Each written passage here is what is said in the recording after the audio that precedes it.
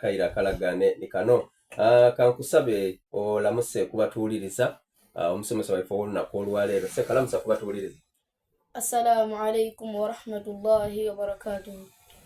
Amina gangeni nze Lubanga Abdurrashid nviirire ku Rukayya Islamic Education Center nga niyensomera e Bubogo mu district ya Iganga.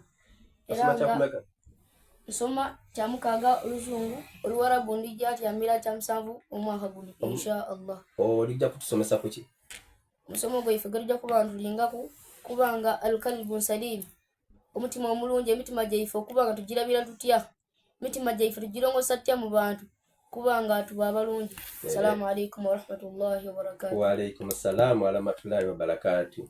Abdurrashid Lubanga muwulire asoma kibiina kya mukaaga ali kujja kubanga atusomesa emitima emirungi n'omusomo gw'onakolayo.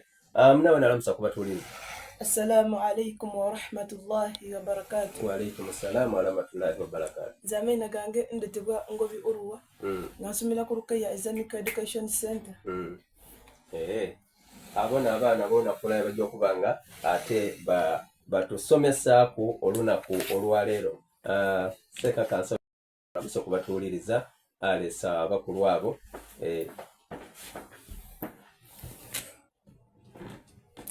Bismillahirrahmanirrahim. Assalamu alaikum wa rahmatullahi wa barakatuh.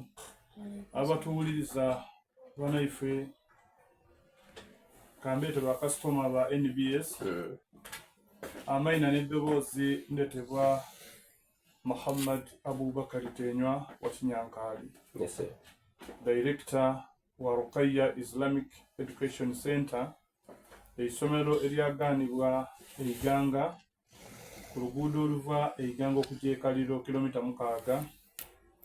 Ng'eisomero lirimu amasomero 3. Tulina nursery school, primary school ne senior secondary school. Yes sir. Newe akulira bana abaana bali kujja okuba tusomesa kuona kola leero. Yes sir, nga omutambizi omukulu mu kifo ekyo. Nebaza Allah subhanahu wa ta'ala nti abaana ninze mbatambuiza okubatuusa wano. Zo tulina kyebeta full-fledged dawa department. Tulina internal dawa program ni external dawa program. Yes sir. So lwaleero tuli ku dawa ey'okuliya kutegeeza ensi ebituufu. Yes sir. Tweyanziza okutweta mu kifo kino. Yes sir. Tusaba Allah subhanahu wa ta'ala abenga atera mu basomesa baife obwangu. Ate ni management ya NBS abenga alisasulamu ebirungi n'okukuma ekifo kino okusomesa ewanga ebigambo by'omubaka Muhammad sallallahu alaihi wasallam. Ya omuwuliriza omulungi oyabeire Sheikh Abubakari Tenywa Muhammad wa Kinyankali nga nakulembeire mu abaana bano n'abaleese okubanga batulyowa myoyo. Tutandike. A'udhu billahi minash shaitanir rajim. Bismillahir rahmanir rahim. الحمد لله المحمود بكل اللسان المعبود في كل زمان والمقصود من كل مكان ثم الصلاة والسلام على سيدنا محمد صلى الله عليه وسلم الذي جاء بالهدى ودين الحق وبعد متى نملفق الله تبارك وتعالى وي الله ويشتي وارسوزيسا كبان توكم تفتشنا ولنا قول والين إرانا ناكواني يميو يجي فكبان تكيسا Tula tukubanga tulina amaani mangi wabula buyinza bwa Allah subhanahu wa ta'ala. Ndizako kubanga nsera kweshipwa Nabi Muhammad sallallahu alayhi wa sallam.